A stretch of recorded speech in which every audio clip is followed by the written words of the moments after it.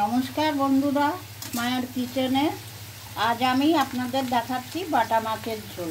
এই যে বাটা মাছগুলো আমি ভেজে রেখেছি নুন হলুদ মাখিয়ে, আর এই যে কড়াতে জিরে ফোড়ন দিয়ে সর্ষের তেল দিয়ে আলু ভাজা বসিয়েছি। এখানে ধুন্দুল কেটে রেখেছি, ধুন্দুলগুলো দিয়ে দিচ্ছি।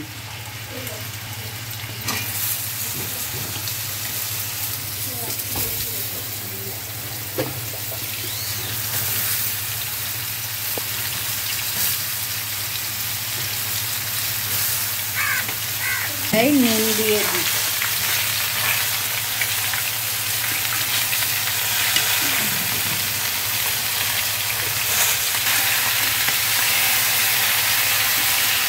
এবার লঙ্কা বাটা দিই,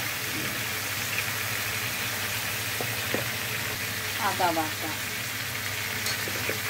হলুদ গুঁড়ো,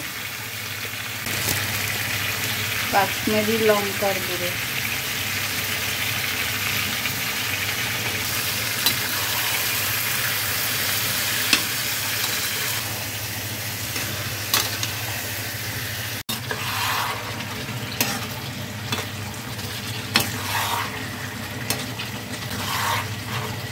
মশলা কষানো হয়ে গেছে।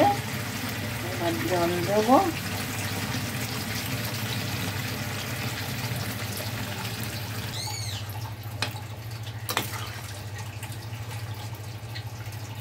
আর আমি মাছগুলো ছেড়ে দিচ্ছি।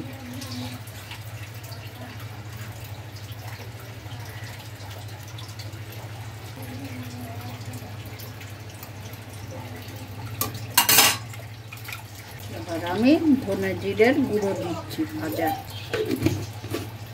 ভাজা মশলাটা দিয়ে ভালো করে নেড়ে দিচ্ছি।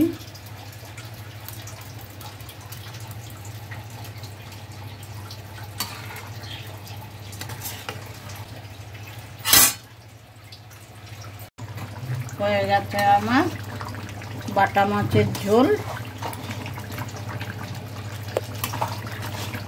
এবার আমি নামিয়ে দেবো।